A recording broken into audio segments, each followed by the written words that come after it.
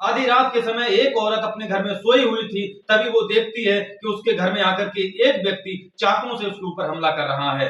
जब वो जागती है तब वो देखती है उस व्यक्ति के साथ उसकी बेटी भी खड़ी हुई है। वो अपनी बेटी से हाथ जोड़ती है, गिड़गिड़ाती है और अपने जीवन की भीख मांगती है, लेकिन उसकी बेटी पास खड़े सख्त से बोलती है कि जिंदा नहीं बचनी चाहिए। और फिर क्या होता है कि वो दोनों लोग एक साथ उस पर वार करते हैं, चाकुओं से कई हमले करते हैं। जब वो जिंदा रह जाती है तो गला घोंट करके उसकी हत्या कर देते हैं। आखिर जिस बेटी को जन्म दिया, इतना बड़ा किया, क्यों की उसने अपनी मां की हत्या? क्या है इस हत्या के पीछे का राज? कौन था वो लड़का जिससे मिलकर के उसने हत्या की? ये सब जानने के लिए आप हमारे वीडियो में अंत तक बने रहें। नमस्कार, मैं आरडी यादव और आप देख रहे हैं आरडी करहर। हर रोज की तरह आज फिर हाजिर हैं एक नई कहानी के साथ। ये कहानी शुरू होती है मध्य प्रदेश से। मध्य प्रदेश में एक जिला पड़ता है भिंड। इसी भिंड इलाके में एक व्यक्ति रहा करता है जिसका नाम है राकेश। राकेश एक गवर्नमेंट जॉब करते हैं। राकेश की पत्नी ममता, जिसकी उम्र है 38 वर्ष, और उनकी एक बेटी है जिसका नाम है सोनम। सोनम की उम्र है 17 वर्ष। वो सोनम को पढ़ाने के लिए, सोनम को अच्छी शिक्षा दिलाने के लिए ग्वालियर शहर में शिफ्ट हो जाते हैं। वो ग्वालियर में रहने लगते हैं ताकि सोनम की पढ़ाई अच्छे से हो सके। माँ बाप का ये सपना है कि सोनम को अच्छी पढ़ाई कराने के बाद उन्हें अधिकारी बनाना है, इसलिए वो ग्वालियर के हजीरा पुलिस थाना क्षेत्र के गदियापुर इलाके में शिफ्ट हो जाया करते हैं।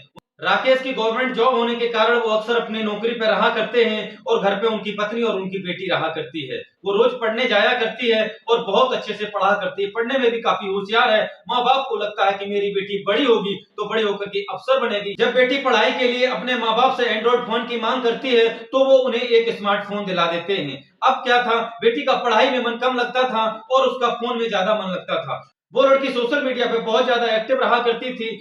ग्वालियर में ही रहने वाला 25 वर्षीय युवक आकाश और सोनम दोनों एक दूसरे के करीब आ जाते हैं। दोनों एक दूसरे से बातचीत करने लगते हैं। धीरे धीरे ये बातचीत प्यार में बदल जाती है। अब क्या था, वो जब भी मिलते थे, जहां भी मौका मिलता था, वो शारीरिक संबंध बनाते थे। माँ कहीं बाहर चली जाया करती थी, बाजार चली जाया करती थी, किसी काम से रिश्तेदारी में जाया करती थी, तो सोनम आकाश को बुला करके घर में ही शारीरिक संबंध बनाया करती थी। अब सोनम और आकाश एक दूसरे के साथ रहना बहुत ही पसंद किया करते थे। जब इस बात की भनक माँ को लगती है और पिता को लगती है तो वो इसका विरोध करते हैं। जब वो विरोध करते हैं लेकिन सोनम नहीं मानती है। सोनम लगातार आकाश के साथ रहना पसंद करती है।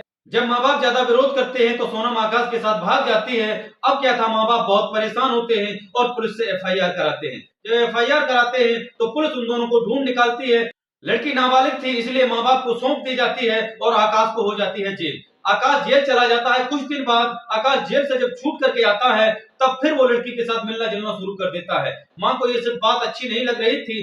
तभी सोनम और आकाश मिलकर के एक खौफनाक साजिश करते हैं। रात का समय था, सोनम आकाश को बुलाती है और चुपके से दरवाजे को अंदर से बंद कर देती है। माँ के कमरे में जाते हैं और चाकुओं के साथ माँ पे प्रहार करते हैं। माँ गिड़गिड़ाती है, चीखती है, चिल्लाती है, लेकिन वो लोग नहीं मानते हैं और उसकी हत्या कर देते हैं।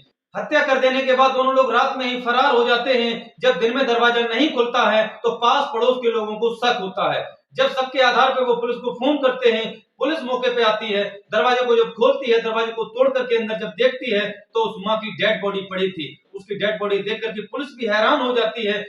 इन दोनों की प्रेम कहानी के बारे में मोहल्ले में बहुत ज्यादा चर्चे थे और पुलिस के भी संज्ञान में ये मामला था।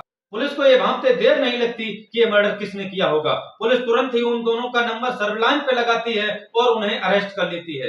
अरेस्ट करने के बाद उन्हें रिमांड पे लिया जाता है। वो लोग अपना जुर्म कबूल कर लेते हैं। लड़की बोलती है कि मैं आकाश के साथ रहना चाहती थी, मेरी माँ मेरे रास्ते में रुकावट बन रही थी, इसीलिए मैंने उसको खत्म कर दिया। अपनी हवस की प्यास बुझाने के लिए एक लड़की ने अपनी माँ का ही कत्ल कर दिया। जिस माँ ने पाल पोस करके इतना बड़ा किया, इतने बड़े सपने देखे थे उस माँ ने उस बेटी के लिए, लेकिन उस बेटी ने उस माँ को भी कत्ल कर दिया। इसलिए हर रोज की तरह आज फिर आपसे कहता हूँ, अपने परिवार में भाई बहन पर, अपने बच्चों पर जरूर निगरानी बनाए रखें। ऐसी कहानी सुना करके आप सबको विचलित और परेशान करना हमारा मकसद नहीं है। हम चाहते हैं समाज में हो रही हर घटना की सच्चाई आपके सामने आनी चाहिए। अगर आपको हमारी कहानी पसंद आती है तो एक लाइक जरूर करें। मिलते हैं फिर एक सच्ची घटना पर आधारित कहानी के साथ। तब तक के लिए नमस्कार, जय हिंद, वंदे मातरम।